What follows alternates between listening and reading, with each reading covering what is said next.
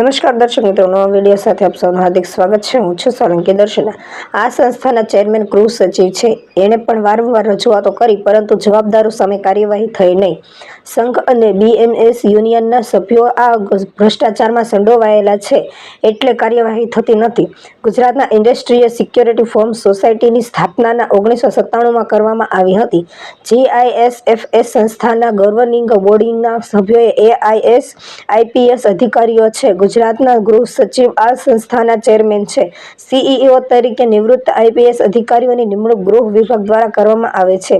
જીઆઈએસએફએસ સંસ્થા દ્વારા વર્ષ 2021 થી 22માં સિક્યોરિટી ગાર્ડની ભરતી કરવામાં આવી હતી। એમાં નિયમ એઆરએમઆઈ, બીએસએફ, આઈટીબીપી, પોલીસ કે હોમગાર્ડ નિવૃત્ત અથવા રાજીનામું આપેલા હોય એવો ભ્રષ્ટાચાર સ્પષ્ટ જોગવાઈ હોવા છતાં તાત્કાલિક સીઈઓ બરંડા દ્વારા નિયમોનું ઉલ્લંઘન કરી લાયકાત વગરના, જેમણે ક્યારેય હોમગાર્ડની કર્યું જ નથી એવા 1000 ઉમેદવારોની પૈસા લઈને ભરતી કરી છે, એના પુરાવા સાથે શાહીબાગ પોલીસ સ્ટેશનમાં લેખિત ફરિયાદ કરેલ વર્ષ 2022માં હોવા છતાં પોલીસ ફરિયાદ દાખલ કરવામાં આવતી નથી। હું રાજ્યના મુખ્યમંત્રી, નાયબ મુખ્યમંત્રી, મુખ્ય સચિવ આ બધાને વારંવાર રજૂઆત કરી, પરંતુ અધિકારીઓ માત્ર પત્ર લખે છે, પરંતુ જવાબદારો સામે પોલીસ ફરિયાદ દાખલ કરતી નથી। ફરિયાદ ના લેવી એ પણ એક ગુન્હો છે, છતાં મારી ફરિયાદ લેવામાં આવતી નથી। મુખ્યમંત્રી અને નાયબ મુખ્યમંત્રી રૂબરૂ મુલાકાત આપતા નથી। મારી ટ્રાન્સફર ભાવનગરથી અંબાજી અને અંબાજીથી મધુબન ડેમ વલસાડ કરવામાં આવી છે। ગૃહ સચિવ શ્રીને 10 વખત રૂબરૂ મુલાકાત કરી, પરંતુ કોઈ કાર્યવાહી કરવામાં આવતી નથી। બધા પુરાવા હોવા છતાં ફરિયાદ દાખલ થતી નથી, કારણ ગૃહ સચિવ આ સંસ્થાના ચેરમેન છે। ગુજરાતના મુખ્યમંત્રી રૂબરૂ સંભાળવા તૈયાર નથી, તો તે દિલ્હીના મુખ્યમંત્રી અરવિંદ કેજરીવાલ સાહેબને રજૂઆત કરી। એમાં ગુજરાત સરકારના અધિકારીઓ મને હેરાન કરે છે। 3 વર્ષ થયા, જવાબદારો સામે પોલીસ ફરિયાદ દાખલ કરતા નથી, કારણ ભ્રષ્ટાચાર કરવાવાળા સંઘ અને ભાજપ સમર્થિત બીએમસીએસ સંગઠનના છે। આ લોકો સામે કાર્યવાહી કરવામાં ગુજરાતની જનતા મને સહકાર આપે એવી વિનંતી મૌજીભાઈ સરવૈયા દ્વારા કરવામાં આવી હતી। બ્યુરો ચીફ દિનેશકુમાર બાબરિયા ઘેટી સાથે રિપોર્ટર જીતેન્દ્ર સોલંકી, રામધરી। જય ભીમ, નમો બુદ્ધાય, જય સંવિધાન। હું છું માવજી સરવૈયા, જીએસએફ ગાર્ડ, અને 1997થી જીએસએફમાં નોકરી કરું છું। જીએસએફની અંદર 2021માં ભરતી કરવામાં આવી। એમાં નોમ્સ હતા એક્સમેન, એસઆરપી, પોલીસ, આઈટીબીપી કે આઈટીબીપી, એસએસબી આવા, અને હોમગાર્ડ નિવૃત્ત હોય એ ફોર્મ ભરી ગયા। તો ત્યારના તત્કાલીન સીઓ જે બરંડા સાહેબ હતા, એમણે એ કર્યું કે જે લોકોએ હોમગાર્ડ નથી કર્યું એવા લોકોની જ ભરતી કરી। 1000 લોકોની ભરતી કરી। મારી પાસે પુરાવા છે, પુરાવા સાથે મેં રજૂઆત કરી છે। દરેક હોમગાર્ડમાંથી મેં માહિતીમાં એને કીધું કે કેટલા લોકો જીએસએફમાં ભરતી થયેલા લોકો હોમગાર્ડમાં છે, કેમ જીએસએફમાં રાજીનામું આપેલું હોય તો જીએસએફમાં કઈ રીતે નોકરી કરે। આ ખાલી જીએસએફના ભ્રષ્ટાચાર પૂરતી વાત નથી। એમ જીએસએફની અંદર યુનિયન ચાલે છે, એમાં બીએમએસ યુનિયન છે, ભારતીય મજદૂર સંઘનું, એના હોદ્દેદાર આમાં સામેલ છે। એટલે સરકારમાં મેં રજૂઆત કરીએ કે ભ્રષ્ટાચાર થયો છે। છેલ્લા 3 વર્ષથી હું રજૂઆત કરું છું। માનનીય મુખ્યમંત્રી શ્રી, માન્ય ગૃહમંત્રી શ્રી, ગૃહ સચિવ શ્રી, ડીજીપી સાહેબ શ્રી, અને પોલીસમાં ફરિયાદ પણ કરી। શાહીબાગ પોલીસ સ્ટેશનમાં ફરિયાદ ન લીધી, હાઈકોર્ટમાં મેં ફરિયાદ કરી, તો હાઈકોર્ટને પણ એને જવાબ નહીં આપ્યો અને અપીલ કરી। તો આ બાબતે સરકાર એવું માને છે કે તમે સરકાર વિરોધી છો, એવું માનસ ધરાવે છે સરકારમાં, એટલે મને સાંભળતા નથી। સરકાર વિરોધીની વાત નથી। એમાં બીએમએસ યુનિયનના જે ઝાલમભાઈ દેસાઈ છે એ ભરતી કૌભાંડમાં સામેલ છે। ઝાલમભાઈ દેસાઈએ આઈસીએસએસઆઈ તરીકે 46 જણાને મુકાવ્યા, બરંડા સાહેબે પૈસા લઈને મુકાવ્યા। બીએમએસ યુનિયનના જ લોકોની બદલી થાય, બીએમએસના યુનિયનના લોકોની તે બઢતી મળે, બીએમએસ યુનિયનના લોકો જ સારી જગ્યાએ નોકરી કરે, બીએમએસના લોકોને જિલ્લાવાર બદલી નહીં। સામાન્ય ગાર્ડનો રિપોર્ટ થાય, બીએમએસના ગાર્ડનો કોઈ રિપોર્ટ થાય નહીં। આવો અન્યાય કેમ માટે? બીએમએસમાં જીએસએફમાં નોકરી કરીએ છીએ, એમાં બીએમએસમાં રહેવું જરૂરી છે ના? પણ બીએમએસ સારું કામ કરે છે। બીએમએસ સંગઠનના મહામંત્રી ગિરીશભાઈ પટેલ છે, એવા પછી કામ એનું સારું છે। પરંતુ અમે એને ગિરીશભાઈને રજૂઆત કરી કે આ બીએમએસ યુનિયનમાંથી ઝાલમ દેસાઈને દૂર કરો, એ ભ્રષ્ટાચારથી ભરપૂર છે। અને જીએસ આ 20 વર્ષ થયા જીએસએફને બીએમએસ દ્વારા સરકારમાં ₹1 રજૂઆત કરવામાં આવી નથી. આ રજૂઆત કરવામાં આવે, સીઓ એના તરફ નામ મૂકવામાં આવે, સીઓ ન ગાંઠતા હોય તો રજૂઆત કરે. આ સાહેબ આવ્યા પછી ધારિયા સાહેબ સીઓ તરીકે આવ્યા પછી જીએસએફના ગાઢ આનંદિત થયા છે. એટલે જીએસએફમાં સરકારને અમારી વિનંતી છે કે અમને સાંભળો. અમને મેં રૂબરૂ મળવાની મુલાકાત માંગીએ છીએ ગૃહમંત્રી અને મુખ્યમંત્રી સાહેબના, તો ગૃહમંત્રીશ્રીના પીએ ત્યાં સુધી અમને પગવા દેતા નથી અને કહે છે સરકાર વિરોધી છે.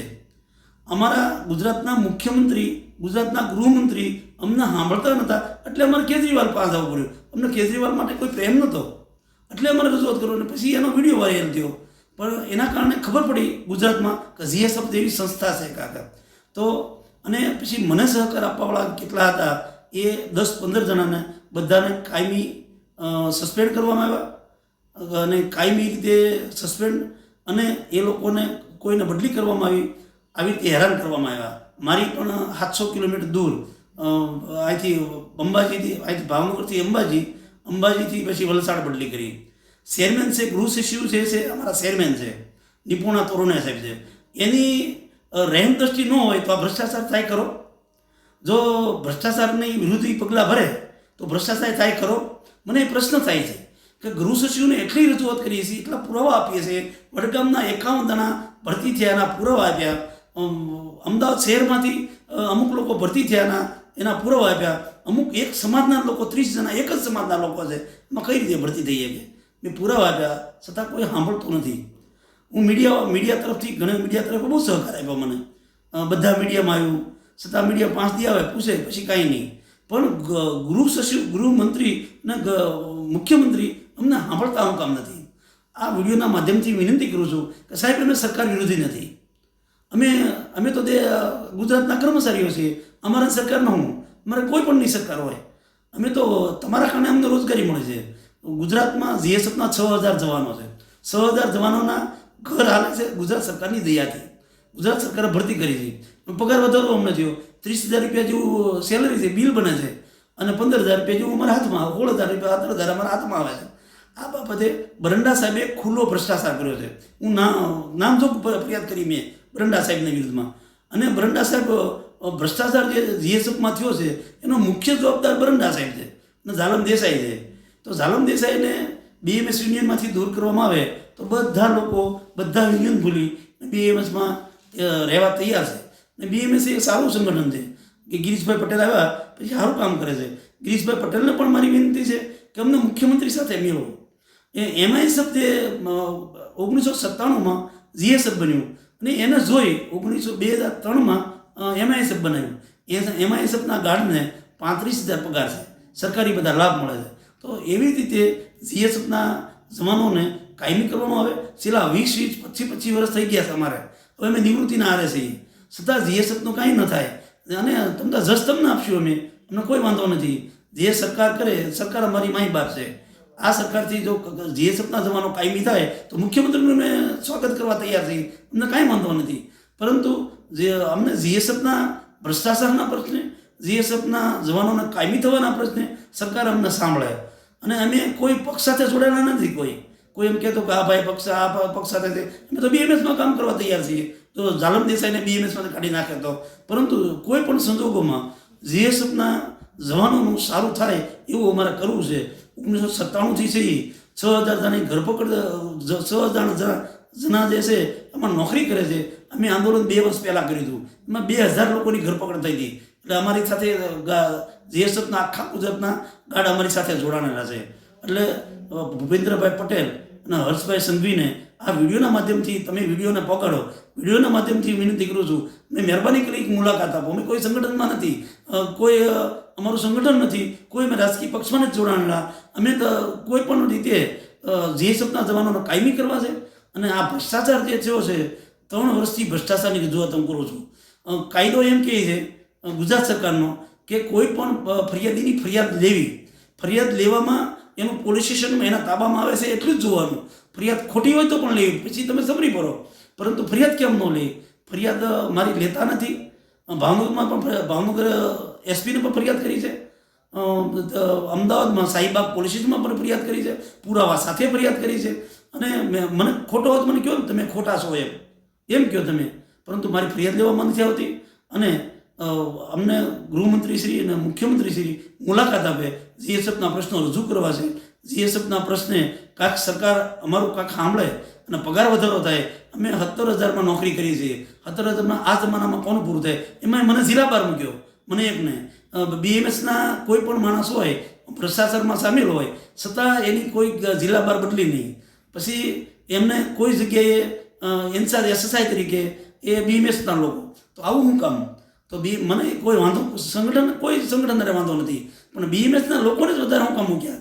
તમે જુઓ તો ઇન્ચાર્જ એસએસઆઈ તો પ્રમોશન બીએમએસના લોકો બધા મળ્યા, બદલી થાય.